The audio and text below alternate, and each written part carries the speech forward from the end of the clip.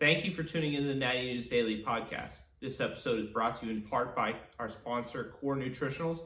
You can check out corenutritionals.com for all your supplement needs and use code Natty News Daily at checkout to save 20%. Enjoy the episode. What's going on, people? Welcome to another episode of Natty News Daily, and this will be the first one of 2023, kicking off the new year off, a new season of Natty News Daily, and by new, nothing changes. It's just a new year. Welcome, Joe Lacerra, very special guest on to kick off the year, and some changes in Mr. Joe Lacerra's life. Now the VP Vice President of the ANBF. Welcome to the podcast, my man. Thank you guys for having me. Really appreciate it. No problem. We're glad to have you on. Now, this is going to be probably all over the place because there's a couple things we want to touch on. But let's go, before we get talking about your new position, everything like that, you obviously competed this year. Those watching probably did follow along with that a little bit. But for those that didn't, maybe give a rundown of what you did this year and how it all went down. So a little season recap.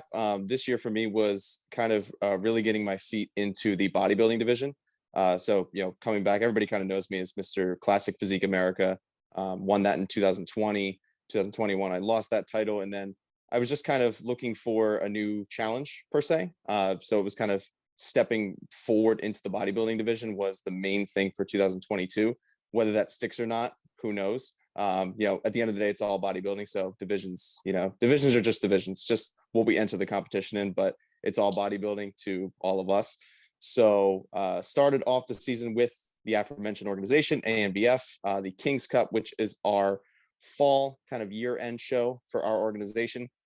And I'll kind of touch on that when we start talking about the ANBF events itself, because that's a show we're really going to put a lot into. Took second place in the pro bodybuilding division there. Then went on 2 weeks after that to Mr. America, which had originally entered earlier in the year in Classic Physique, but moved myself over to bodybuilding because I wanted to see how I would stack up against the big boys.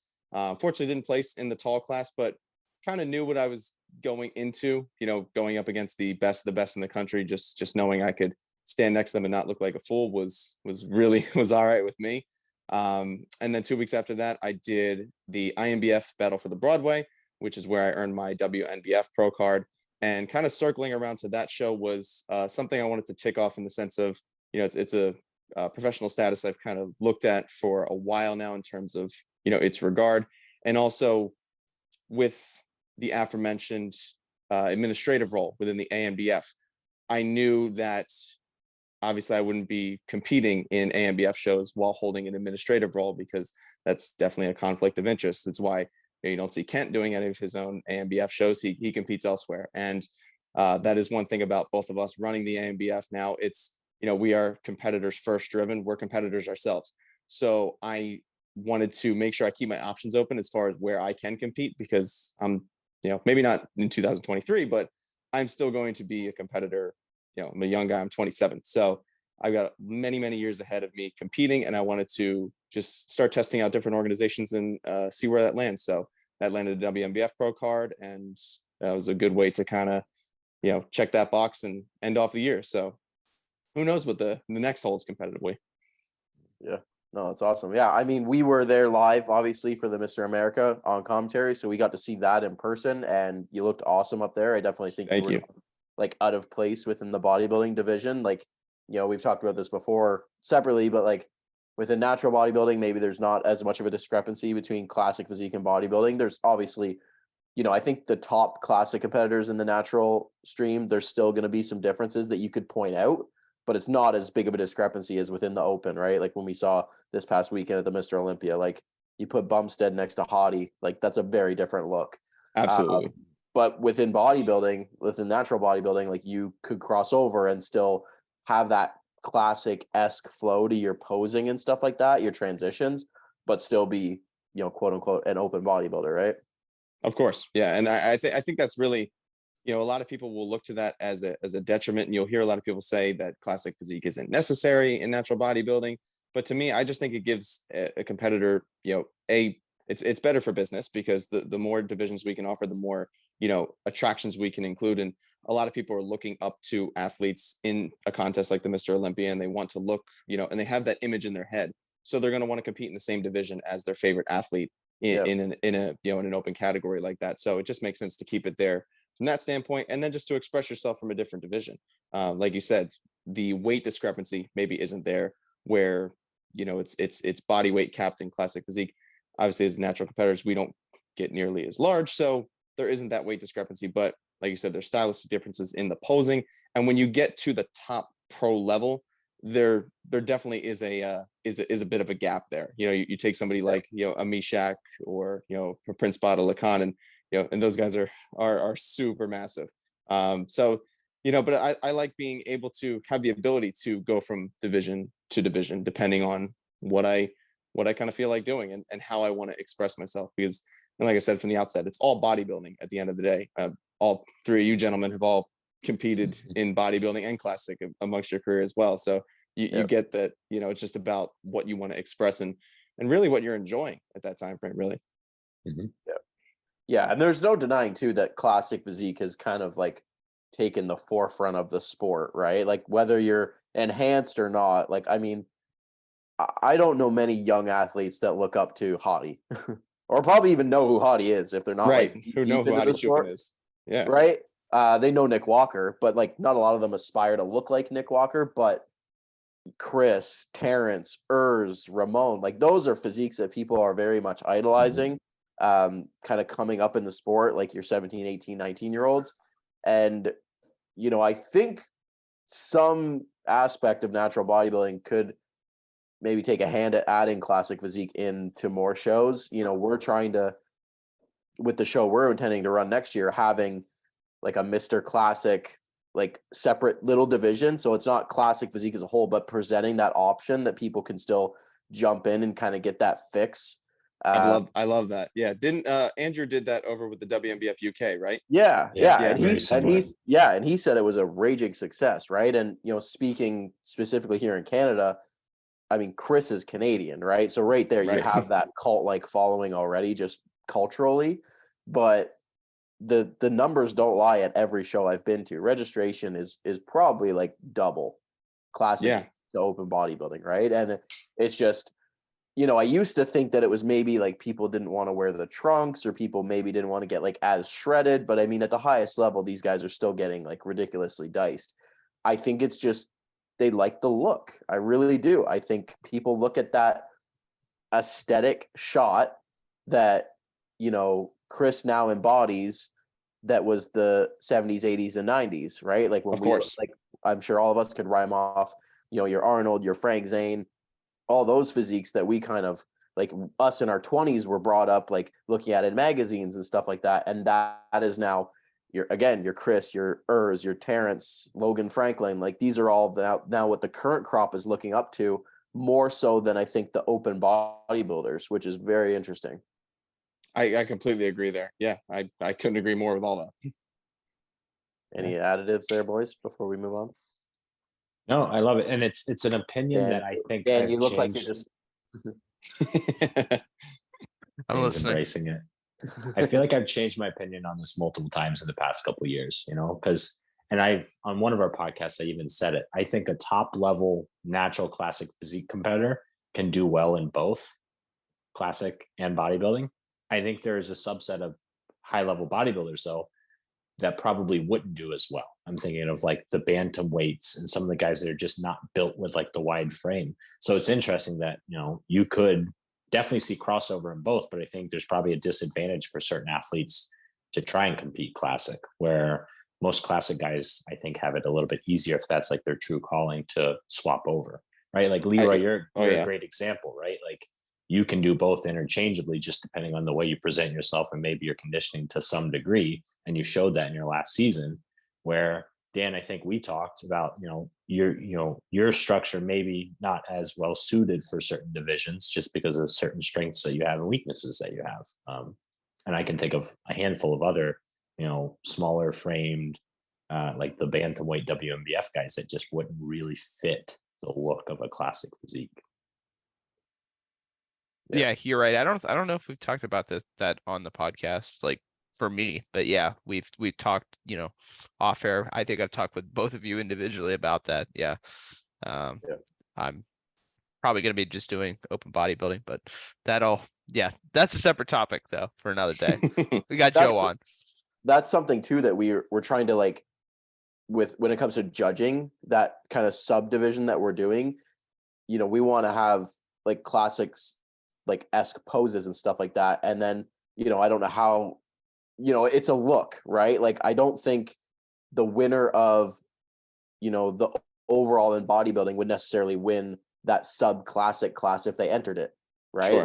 Like I could think, like, take Mr. America, right? So say Mr. America didn't have classic physique, but they were like, you know what, we're going to offer the sub classic class, and Meshack enters. He should not win. No. Right? Fantastic open bodybuilder, one of the best in the world for sure, but he is not classic physique. And I think that's where, you know, the natural stream can kind of tailor their judging or in some manner reflect that, where it can't, you know, there shouldn't be a complete overlap. Don't, like James said, right? For myself, I can flip-flop depending on how I display myself and other aspects of posing and presentation, but it's more of a structure thing than anything. Whereas someone like Dan, fantastic in bodybuilding, but maybe not exactly suited for classic physique simply because of his skeleton. Sure. Yeah. No, I completely. It's funny you bring up Meshack, because one of the points I was going to make as James was talking, when I remember sort of researching classic physique a little bit more as it was getting onto the natural side of the scene. There was a show with Meshack in it. I believe they didn't offer pro bodybuilding, but they offered pro classic physique, and I believe he got dead last because just criteria wise, it didn't make sense. And it's funny, he should. Right? And the general public looking at it, and this is why, you know, we like to do a lot of education when it comes to the criteria and how the judging breaks out for different classes, because it's not a best body contest per se. Now, sometimes the best body can win depending on the lineup, because not only does criteria matter, it matters who is standing next to you. And sometimes this can get a little bit blurry. You know, we've spoken a lot about the high level pros right now, but if we're talking about an amateur, you know, doing a show for the first time, or the amateur level scene at a show, the best body might win, although that best body didn't fit the criteria 100% to the degree. They were overwhelmingly the best, you know, in terms of muscularity and conditioning in the lineup, to the point where you couldn't possibly place them lower than first place. And that's something that we like to try to educate people on when it comes to judging is, look, it is about criteria, but it's also about who's standing next to you as well. And that can change as well. You might be the most muscular guy standing next to these 10 guys, but next to these 10 guys, you get dwarfed. And it just depends on what show you go to and who shows up. And that's a big thing that a lot of people don't take into account sometimes. Yep. No, for sure.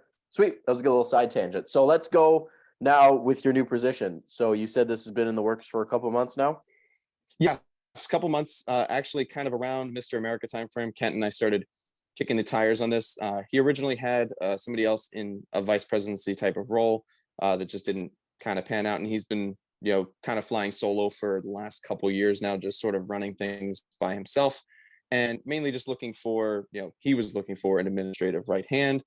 I was looking to get more involved with the sport, and Kent and I have been friends since back in 2018 when I did my first ANBF show. Actually, it was here in my hometown in Mays Landing, New Jersey. You know, we connected because I thought it would be a cool way to pump up the show if I sold tickets out of my gym that I have down here, and we kind of forged a relationship from that. And ever since then, I always supported him because he was really nice to my family and friends that came to the show, and he made it a really good time for them. And that's one of the things that we really highlight on with the ANBF, is providing the ultimate natural bodybuilding experience for not only you as the competitor, but for your friends and family. And we recognize that, you know, bodybuilding might not be your, you know, your why only for 5 to 10 minutes, and then they're sitting there for the rest of the day. So how do we entertain them as well? You know, not only if they're coming to the show, but can they watch you at home on any type of live stream? Are they getting any kind of education with that live stream? I know I'm kind of jumping into a bunch of subtopics on why I think the ANBF's awesome, because otherwise I wouldn't be working for them. But so anywho, Kent and I have had this relationship going for a few years now. Always, you know, kind of helped him out here and there, and then it was, you know, like, hey, do you want to take a greater role in this and bigger step forward? And it was a no-brainer for me as someone looking to get more involved with the sport from all angles. You know, obviously I'm doing coaching and things like that, but now getting to see how a show is run and see sort of the back end of a bodybuilding organization is definitely a cool experience for me, and something I really am looking forward to, and just getting my hands dirty with and loving it. Yeah, no, sweet. So talk up the ANBF a little bit. Obviously, you're more involved than you were before. Sure. For myself, not overly familiar with the organization outside of, like, obviously I knew through you that you competed there and obviously that kind of connection, but never been to a show myself, never competed, obviously not from the US, so I'm not overly familiar with it. So give me the rundown of what it's all about. Absolutely. So I'll kind of take you through the inception, even though it's before my day. So back when the USBF was the USBF before the USBF is now, it gets kind of confusing for the Gen Pop with all the acronyms and things like that. So I always try to spell it out. Kent sort of broke off on his own because he wanted to run things differently, and wanted to, again, as I touched on a couple minutes ago, make a better experience for friends and family. So really pushing things like the straight through formats, really pushing things, keeping the day moving so that it is more of a consistent show, so it's not this morning prejudging nighttime finals where your friends and family who maybe drove in 2 hours to see you for the show, now they're stuck in a foreign place for 6 hours and they don't know what to do. So again, it's really just about creating that experience. So this year coming up is actually the 10th year for the ANBF. So it's kind of our decade anniversary. So I'm excited to kind of get involved right at that time. So stands for the American Natural Bodybuilding Federation. Like I said, the mission statement of the ANBF is to provide the ultimate natural bodybuilding experience for not only you, the competitor, but for your friends and family alike. So we like to do, kind of some fun during the show. We have some fun, different kind of music. We pump up different kind of pose downs. We like to interact with the audience throughout the show. We like to, really hype them up. We've, sometimes given them supplies to make noise. Just all kinds of fun stuff to make it more of a show and an event that, not only you as a competitor, but your friends can be like, I had a great time at your show. And we want to provide that experience any way we know how. One of the big things that we really got involved with last year was live streaming. And, you'll see that start to pick up throughout the bodybuilding industry as a whole, just for, again, friends and family across wherever to be able to watch the show. And one thing that we are trying to institute in most shows, at least all of our big events will have this, is live commentary. And you guys can definitely speak directly on this, having done it for the Mr. America. Live commentary really is a make or break. When have you sat down to watch a professional sporting event and just watch the event with no commentary whatsoever? It would be really weird if you're watching football, soccer, baseball, basketball, and you're just watching players. You're not there live, you're watching it on a screen, but there's nothing coming back to you. There's no insight, there's no feedback. And especially in a sport like bodybuilding that a lot of the Gen Pop maybe doesn't understand some of the nuance, it's our job to provide that level of education. So, everybody at home obviously is going to think that their friend or family member should win. And as you should support your friend and family member and you think they should be the winner. But let's say they got third, it's our job to maybe help you understand why. And, in a healthy, constructive way. We're not here to, bash competitors and say, oh, that person doesn't belong on stage. But, it maybe is providing some of that insight so that you can understand, oh, this guy won because, he won the muscularity and symmetry round. What is the symmetry and muscularity round to that person? It's, sort of giving that breakdown and allowing them to then understand what they're looking at. So we're just trying to provide a better user's experience. So ANBF may not be the biggest organization and we may not, have the biggest shows in the world, but we try to provide that ultimate experience for friends and family and kind of make it like a family. We want you to leave having had the time of your life and come back again and compete. Damn. Well said, my man. You sold me. All right. Thank you. So whenever you're in the US, come on by. Yeah, for real. No, I think you mentioned the live stream. I think that's huge, right? Obviously we did the Mr. America commentary live, and the feedback we got both from people that were there, that were like, we got real-time feedback from people that were watching and then messaging people and saying like, hey, like a friend of mine's watching, said you guys are doing great. Like you said, educating them and bodybuilding's a niche, and natural bodybuilding's a niche within a niche. And, educating someone on like, what is this pose? Like, I feel like sometimes, people might be watching and don't even know, like in a side chest, for example, like what are the judges looking at, or in a back double bicep, like why are they standing the way they're standing. Like all these things that you can educate people on is huge, right? And if you guys are implementing that kind of stuff, then I just think that's just a net positive. Absolutely. Yeah. So the goal for 2023 is to try to have commentary at more of our events. And a lot of that will be kind of spearheaded by me. So, I've kind of taken the role of the microphone, and I don't have any problem speaking in front of it. So I'll take it. So the goal is to have commentary at as many of our shows as possible, because it just provides a greater user experience overall. And then even at that, all of our show replays go back up on YouTube. So if the competitors are then watching, then they can maybe help better understand why they placed a certain position or why something happened. Because, a lot of competitors coming up to the amateur level, they are still trying to learn as well. So that's a direct way, not only from judges' feedback through email, but that's a direct way they can kind of get live feedback as to what I was, or whoever is commentating with me, what we were thinking in that moment as we were looking at it. Because obviously I'm looking at it not only through a commentator's eyes, but a judge's eye as well. Mm-hmm. So they're able to get some, deeper levels of feedback that way. Cool. Yeah, I think that's awesome, man. And you guys right now are pretty focal to like East Coast, mainly like central to Northeast Coast, I believe, right? Like Jersey area, kind of spreading out that way. But I think I saw maybe on another post that you've got some shows kind of spreading out now, right? We are starting to branch out a little bit more. The ANBF's, administrative hub is in the Northeast, branching out from New Jersey, because Kent and I are both from New Jersey. So of course, travel wise, that makes it as simple as it gets. So I kind of, 3 shows that I definitely wanted to sort of bring up in the discussion tonight, our ANBF Nationals. So it's kind of our spring nationals. That is May 20th this year. So we do a big spring one and a big fall event. So we do want to put more kind of emphasis on the big year-end event. That was one of the things Kent instituted sort of in the beginning, was the spring event, because a lot of people were doing fall events. So we wanted to throw one in the spring just to kind of keep it fresh. But at the end of the day, a lot of the, heavy hitters, competitively speaking, kind of, are rallying behind those year-end shows. Before we get to the year-end show, though, one of the, as you mentioned, branching out is the ANBF Tampa Pro, which is August 26th and 27th. That actually runs in lockstep with the Tampa Fit Expo. So similar to like a Mr. America, in that regard, there is, the bodybuilding show. It's a 2-day event, amateurs on the Saturday, pros on the Sunday. The pros or the winners of pro cards on the Saturday. Makes me excited, so I jump over my words. So if you win your pro card on Saturday, and you can then compete as a pro on Sunday, which I think is awesome, more exposure.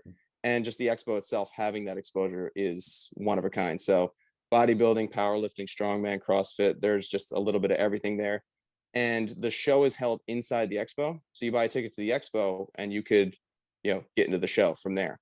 So the amount of exposure that a competitor can get is really huge at an event like that, because there's just so many eyes on it. And the fact that we have a natural bodybuilding event inside of a Fit Expo, again, similar to like a Mr. America, is one of a kind. I think that's going to be, one of kind of the marquee shows we're looking at it's going to be one that I think a lot of competitors will do as a lead up to their year-end events. Being that it's in late August, it will be a great event that a lot of competitors can maybe warm up on, but I wouldn't take it too lightly as a warm-up, because Florida has some heavy hitters in and of themselves. There's a lot of good competitors down there. And the fact with the exposure, you want to be on your A game. So having that amount of eyes on you, you should definitely show up in good condition. And then as far as our year-end event goes, that's going to be back up in Jersey, September 23rd. It's the King's Cup All-American Championships. So that's going to be kind of the ANBF's year-end event. So we're still sort of working on things as far as how we can make that sort of a bit more of a grand experience, whether it is more prize money. Again, we are sort of a smaller organization, so got to make sure, and I'm not allowed to speak on budgetary terms. That's a presidential thing, so I can't start throwing things out of there. But we're trying to make that the sort of our marquee year event. But other than that, we do have shows up and down the East Coast, North Carolina, and Georgia. We've got one towards the end of the year in October in Texas. There's one in Michigan throughout the year. So there are sort of popping up throughout different areas of the country. And the goal is to just keep expanding on that, but not lose the quality in the process. We don't want to just have a bunch of shows to say we have a bunch of shows. We want each show to kind of have their have that special something to it. And if we can't make it special, then to us, it's not worth having an event that isn't special, because each show should mean something, because that show is somebody's first show, and you never get another first show. And I know the four of us probably all have a lackluster first show story, because it's just kind of how we're brought up. You kind of get thrown into the fire, and we want to make sure that first show for somebody is a one of a lifetime experience that they remember forever. Hell yeah. I think that's huge, man. You're clearly very passionate about it, right? Which is only a recipe for success. 100%. Absolutely. Yeah. Thank you. No problem, man. Before we close this out, is there any last closing remarks, comments you have about the organization, about what you, I guess, recommend for someone maybe trying to jump in the mix? So they can find all of our show information, website plug on ANBFnatural.com. That's where all the show schedules are. You can see we just got all of our, I believe, depending on drug testing from the last show, if that's finalized. But pretty much all the results from 2022 are up, so you can kind of see where we've been. And the show schedule is, largely the same, because we don't want to just put a show in one spot and then leave that spot. So that's the other thing with choosing the right location for a show as well. We want something that, when you plant the seed, it's going to turn into a nice little tree. And we don't want to just put something somewhere haphazardly and not be able to sort of grow and capitalize on it, because, to kind of brag about us a little bit. And I see it a lot in here at our Jersey events. There is a lot of repeat competitors, and a lot of times we'll see amateurs turn into pros and compete in our pro shows. But even amateurs that maybe have gotten, third or fourth, they're coming back to try to, win a novice class and then move their way up to the open.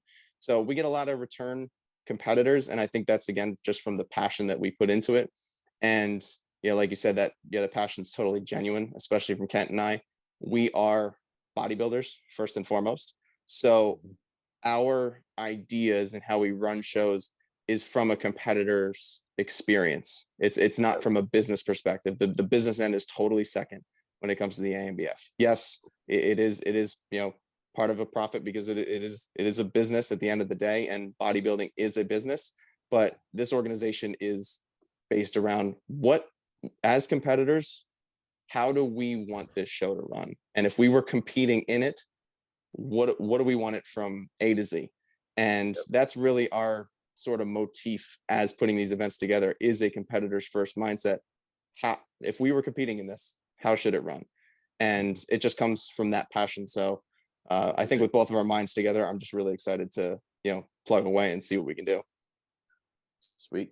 Well, thank you again, man, for coming on. Obviously, for those listening, if you have questions, you can probably hit up Joe directly, or Always. find them on Instagram, on the website for more information. So I'm excited to see what comes next year, man. We'll definitely be watching. And if there's anything assistance wise, promo wise you need from us through Natty News Daily, obviously we're a message away. So thank you again for coming on. Thank you guys for watching. If you guys enjoyed this episode, let us know. Subscribe for future ones. Don't forget to follow us on Instagram, and we'll catch you guys in the next one.